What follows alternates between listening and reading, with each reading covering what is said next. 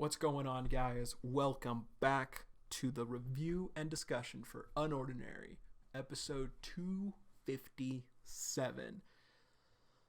Now, man, oh man, I said that these next few chapters were going to be a wild ride following episode 255, and I wasn't wrong.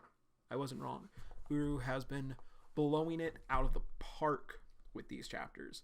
She has been doing phenomenally. Now, let's go ahead and jump right into this discussion and everything, because there is so much to unpack in this chapter after reading it a lot of times. So, first things first, this chapter immediately kicks off from where episode 256 ended, with Sarah just on the floor still, not on the floor, but like crouched down, wondering why her ability stopped working. And so, as soon as that happens, Sarah is immediately alerted by Telepath, the guy with blue hair who linked up with his ability. Immediately tells her to get out. Before she does, she grabs a sample from the lab and then heads to the exit door, but it's locked. She's been locked inside, which is kind of weird thinking about it. Well, it might be a security measure since her ability was activated and they had the aura sensors and everything. But it's locked. But Sarah doesn't fucking care. She kicks that shit down. She's just like, bam, door can't hold me. And she notices that no one has arrived yet on the scene. She tries to go meet back up with Stacy, but Stacy has already left. She's not in the room where she once was. Anyway, so after that, with the help of Telepath, he guides Sarah to the emergency exit, and she makes it up to some stairs, and she notices that guards are also on their way heading down the stairs, heading to her. Now, this was an interesting moment because Sarah does not freeze the guards as she passed. She does not freeze the guards to pass them. She just rushes past them with her ability. As she's running past them, they're not grayed out like how people normally are when like Sarah freezes time to like move past or get past people. And I also noticed that in the time of like her, like between the panels of like her running past them and also like showing her like completely past them, the guards had clearly already moved a fair bit on their own. I think if she did freeze them, they would have stayed in place before everything. I do want to say maybe she slowed them down a little bit because when she's running, there is a bit of a blur. Not necessarily like a blur, but it's like faded a little bit in one of the panels, if that makes sense. So maybe she slowed them down, but I'm pretty sure she just rushed past them. So that's interesting. Sarah knows that she's not able to freeze things at the moment, so she's just making do with what she can, which is still a fair bit. Anyway, so she reaches the exit, and as she gets there, the van pulls up, and she's immediately pulled in by Rowden into the van. But Stacy isn't there. Now it's a bit suspicious actually, because where did Stacy go? I feel that it's highly unlikely that she's even able to stay with Next Gen at this point, especially that if they know that Meryl is the rat, or if Meryl was the person like, in the Aura lab. Now, granted, they didn't see Meryl's face, but at the same time, I'm also just kind of like, but Meryl also will never have left the premise. She would have just disappeared along with Stacy. Now, granted, maybe also Stacy betrayed Spectre, a double agent essentially. That's possible. She probably saved her own ass. Spectre definitely doesn't have the most upstanding members, as we have seen. So it's curious. It's curious to see what happened to Stacy. Like, are we gonna get news report that she's dead? That'd be dark. Holy shit. Anyway, so yeah, what happened with Stacy? I'm not sure. That's suspicious. It's highly suspicious. Anyway, so Rowden then also questions Sarah what happened during the mission, and Sarah does confirm it's her ability.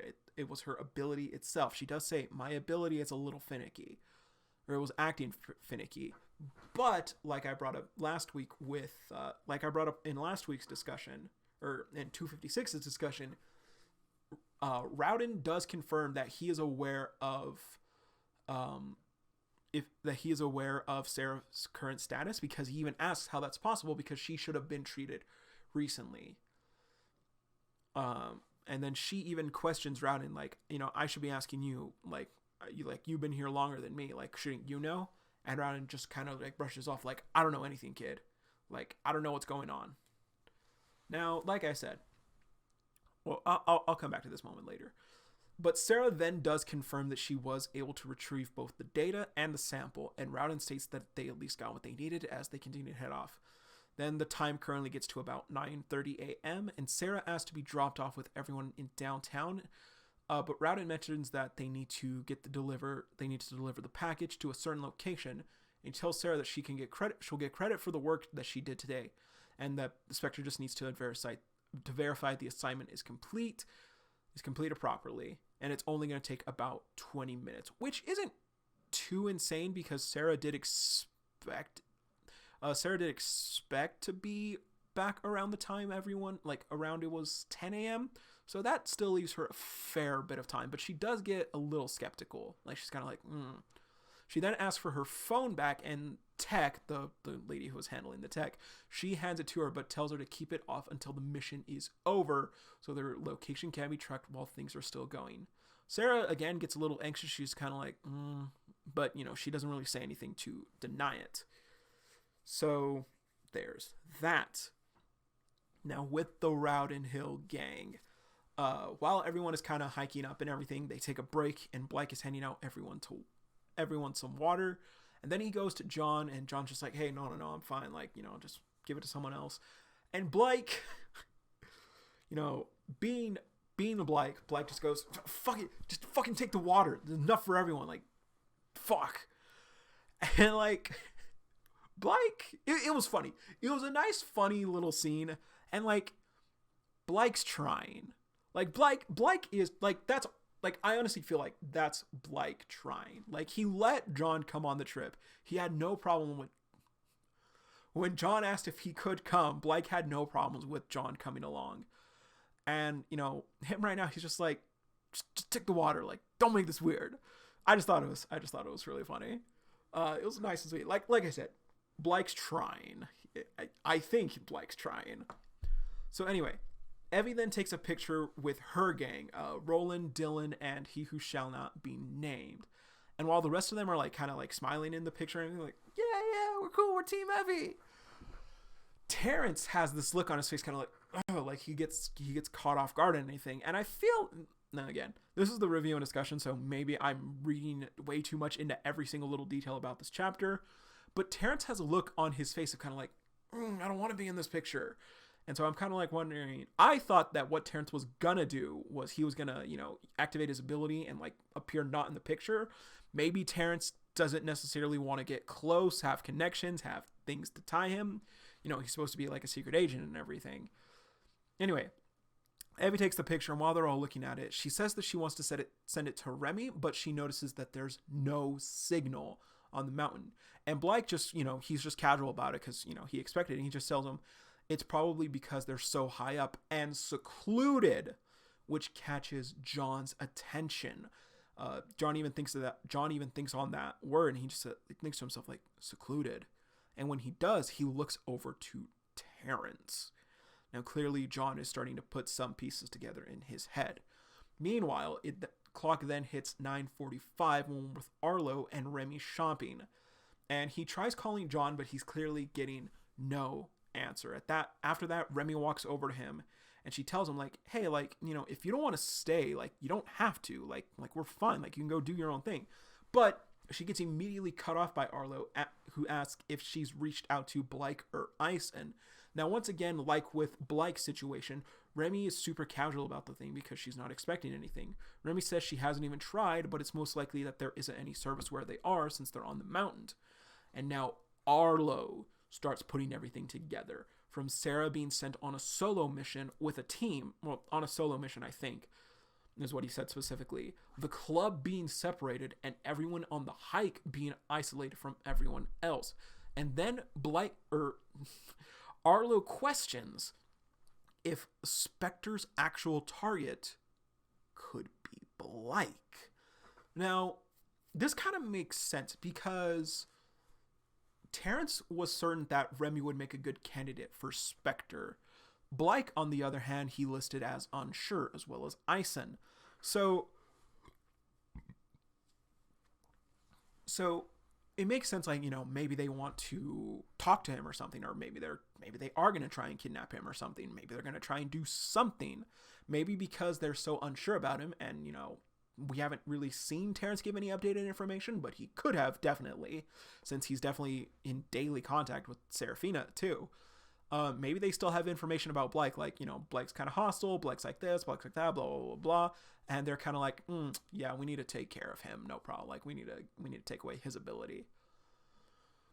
But now this is kind of where things are kind of like, maybe it's not like that, because it makes sense that Blake would be Spectre's target, because Spectre has no way of knowing for sure that they had no way of knowing John was going to be on the trip, or even that he was going to be on the hike with Blake.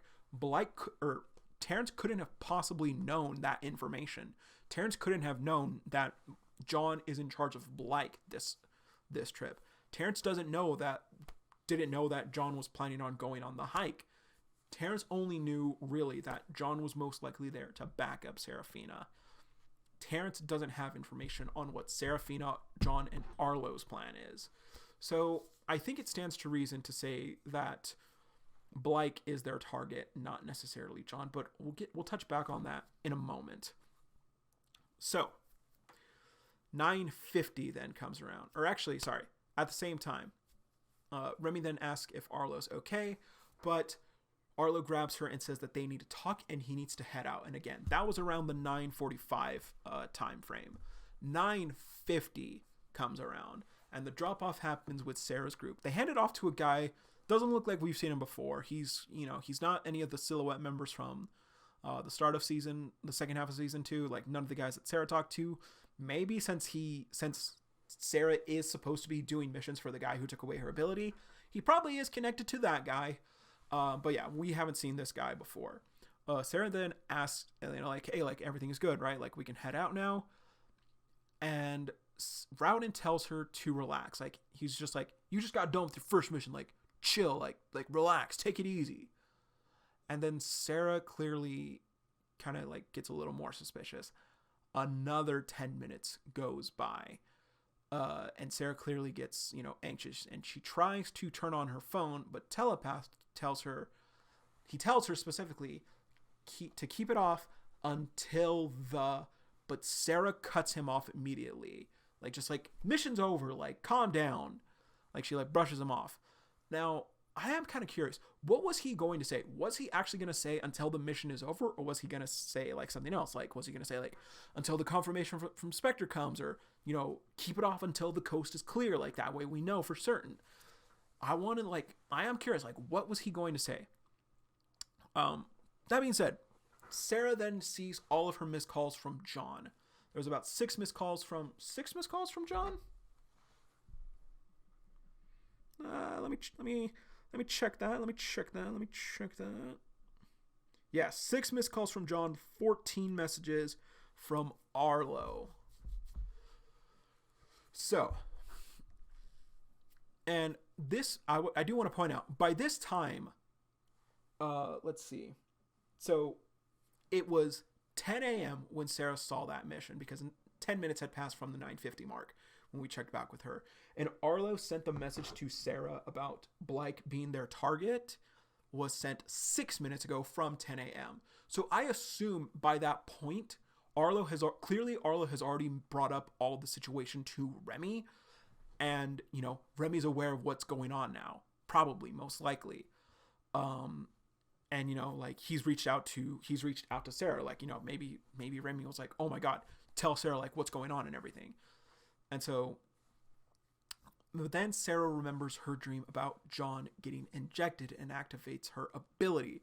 She's pissed. She is like, ugh. And she says to herself, she doesn't say it out loud. Yeah, she doesn't say it out loud, but she remembers the dream she had about John getting his ability deactivated. And she thinks to herself, I risked my neck for all of you, and you deceived me. Talk about that right now. The chapter ends with everyone back with the hiking group, and everyone is kind of scared. Everyone is kind of thrown off because John grabs Terrence by the shirt, and Terrence is kind of like, dude, let me go. And everyone is scared. Everyone is kind of like, oh my God, what's going on? Like, why is he messing with Terrence? And Evie, Dylan, and Roland are all kind of like terrified too. They're like, oh God, we thought John changed. Blake, on the other hand, is clearly pissed, telling John to let Terrence go. And then John asks what Terrence is planning. Now, a few things first. Like I said, Sarah feeling deceived, I think it's kind of valid, because going back to the whole Spectre didn't know John was going to be on the hike, Spectre does know that John is here now. Assumedly, after they found out John was here in Rowden, they probably did have the thought of, John's a problem. Terrence said so. Let's isolate Sarah from him, and let's get his ability deactivated. Like, let's take that away. Now, like, that's a possibility. That's definitely a possibility. But at the same time, here's something that I brought up in the reaction. All three of them are paranoid. Like I've been saying, Spectre seems like their heart is in the right place. Spectre doesn't seem to be the greater evil that is Ember, but at the same time, they're not necessarily trustworthy either. They still have that conflict within their group, their organization. They're currently split into 3 factions, as it was put. So maybe they are doing something suspicious. Like I've been saying, Terrence had to switch and like change the balance for a reason. So I don't know, but everyone's paranoia the paranoia that John had is starting to affect Sarah and Arlo with this entire situation, and that could be a bad thing. Like I brought up in my initial reaction, I would not be surprised at all if for this next chapter, Uru did a complete bait and switch, where the villains of this current part of the story are our heroes. It's John, Sarah, and Arlo that end up being the villains. Arlo because he's setting paranoia into Remy, and we know how paranoia can affect Remy. We know how she is about these kinds of things. Maybe she wouldn't appreciate that necessarily. John is about to risk everything. He has everything he's built up with the safe house in this short amount of time. He's risking everything on this attack, on this attempt at Terrence, like, like kind of just grabbing him by the collar and everything. Sarah is risking her trust from from Spectre. Like, she has activated her ability. She's clearly about to make a move or something. So everyone has some sort of trust on the line right now. And I wouldn't be surprised if Uru does, pull a 180, as much as I don't want her to. I wouldn't be surprised if Uru pulled a 180 and just told us, like, nope, unfortunately, actually, our heroes were actually the villains in this part of the story. It'd be a cool twist. I wouldn't be mad about it, but it'd be like, fuck, like, they made a bad move. And, that's fine. Your heroes can't always win, or they can't always, like, get everything right. Now, a few more notes I want to point out before ending off this discussion. Eisen is smart. Eisen isn't an idiot. Despite that I don't like him and I think he's a total pushover, Eisen is smart. He's a smart guy. He knows what's up. Like, Eisen is in the know. He needs to have John's back. Activate Hunter and question Terrence, because we know that Eisen's a pretty good lie detector. And honestly, Eisen was the person who looked the least concerned when John grabbed Terrence. He definitely looked a bit startled. He was kind of like, crap. But he wasn't scared like everyone else. And we know that Eisen is, or at least was, terrified of John. the sheer mention of his name sent shivers down his spine. But he didn't look angry like Eisen either. He just looked kind of like, ah, crap, no. And so, like I said, Eisen needs to have John's back. He needs to, and he knows, he needs to, like, tell Blake, like, he needs to try and de-escalate the situation. And I think John definitely wouldn't be opposed to listening to Eisen, but Eisen needs to step in, activate Hunter while John is questioning Terrence. And, like, he needs to even tell Blake, like, hey, here's the situation with Terrence. He's a person of interest for Sarah and Arlo. Like, they're suspicious of him, so, like, let's try and calm John down, but just know, like, he's not being irrational, right? Well, he's not being 100% irrational right now. Like, there's a reason why he's doing this. So, yeah, Eisen, like, please do something smart next chapter. Please do something smart. Like, please do the right thing, Eisen. That's all I ask.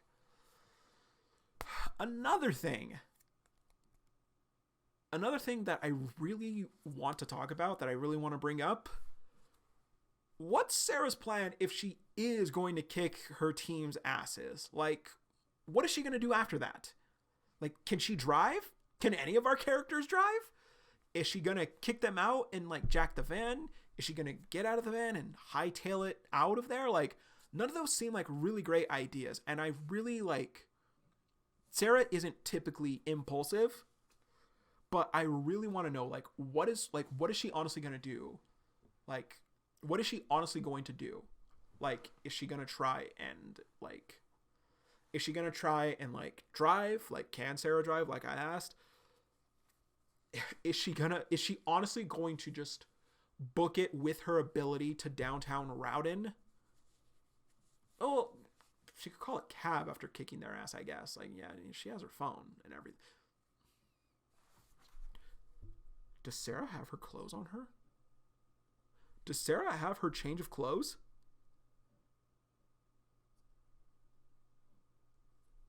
I don't think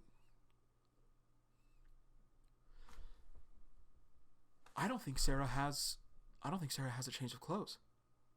I think she's stuck in that suit for a bit. Okay.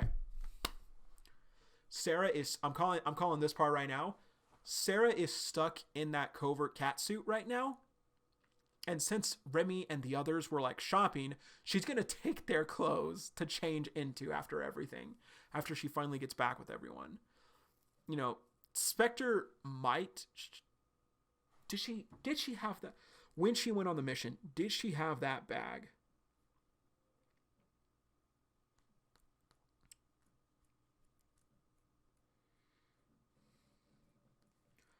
Okay, hold up.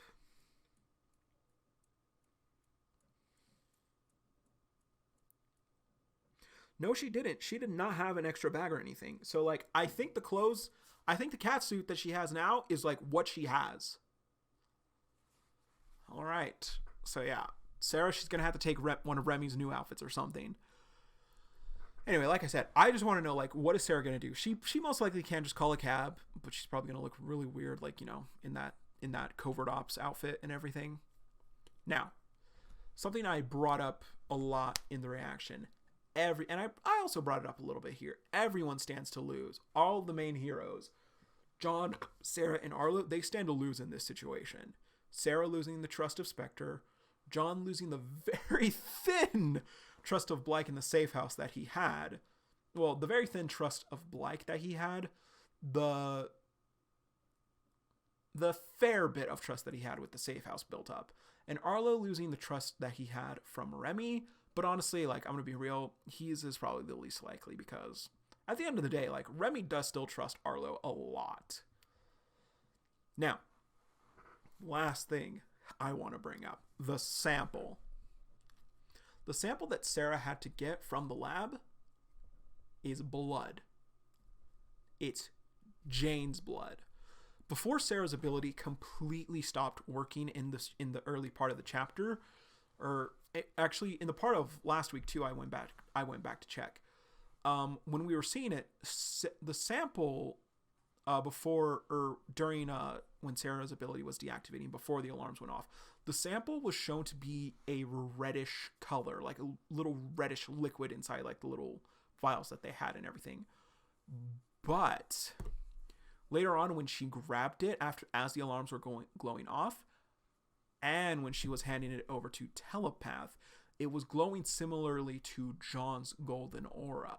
So I'm thinking, yo, this is Jane's blood, or it's something. This I think it was safe to assume that the sample was Jane, but I'm thinking it is her blood just due to the color of it when it was, by itself without like activating, without like with it being frozen in place. But then like I saw it glowing the same color that John's, or around the same color that John's aura glows. It was that faintish, like, it was that goldenish tone that John's ability usually has. And it was glowing a lot. Like, I first thought, okay, it's possible that, like, it's just the light from the alarms reflecting off of it. But no, it wasn't that. Because when she handed it off, like I said, when she handed it off to the Telepath guy, it was still glowing that same color. So yeah. Jane's blood, that's the sample.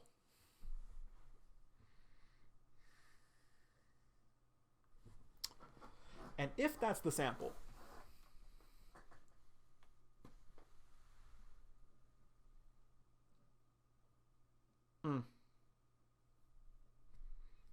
okay, hold up. I keep bringing him up. I keep switching my mind about him. I'm going to add another possible tie to Uncle Doe. Or no, Uncle or Uncle Meta ability. John's uncle, John's grandfather, whoever he is. He works for Spectre. Now it's that he's connected to Spectre. I know. He's connected to Spectre. So he's able to get a hold of the blood sample that is Jane's DNA. And he's able to trace it back to John because he's probably heard about John. He knows about John. So then that's when he goes to the school looking for John. And he's just like, hey, you want to come work with Spectre with your friend Sarah? Just another thing to the pile. And honestly, I wouldn't be mad about that. I would not be mad about that. But looking back, reflecting on this chapter and everything, I got to give this chapter... I'm just giving these out willy-nilly. Do I give this a 10 out of 10? Do I give this a 10 out of 10?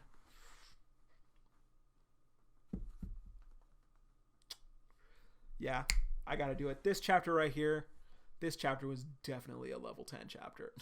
A level 10 chapter. That's the grading system. 1 out of 10, or scale of 1 to 10, it's the level system. This was a level 10 chapter. Oh, man. Like... This chapter was also a lot of fun to reread and like dissect things like I did. Before I started recording this, I read back, and that's when I made the connection with the blood, with the sample. And so this chapter was just a lot of fun, different things to unpack in everything. So yeah, level 10 chapter, honestly, Uru, like I said, I knew the chapters following 255 had to be bangers as well. They had to be amazing in some capacity. And they have been. They honestly have been. These chapters have been a lot of fun to read. So yeah. That is all I got for you guys tonight. Or for this reaction. Later today, when this video is coming up, we get the follow-up to everything. The worst cliffhanger. Yeah, well, maybe not the worst cliffhanger, but one of the worst cliffhangers so far will finally be unhanged.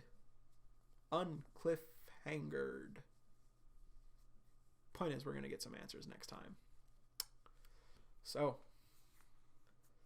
I'll see you guys later tonight for the reaction to episode 258. Like I said, level 10 chapter. Let me know what you guys thought about it down below. If you have any thoughts on my points that I brought up here. And as always, guys, I will see you later. So, see you, Space Cowboy.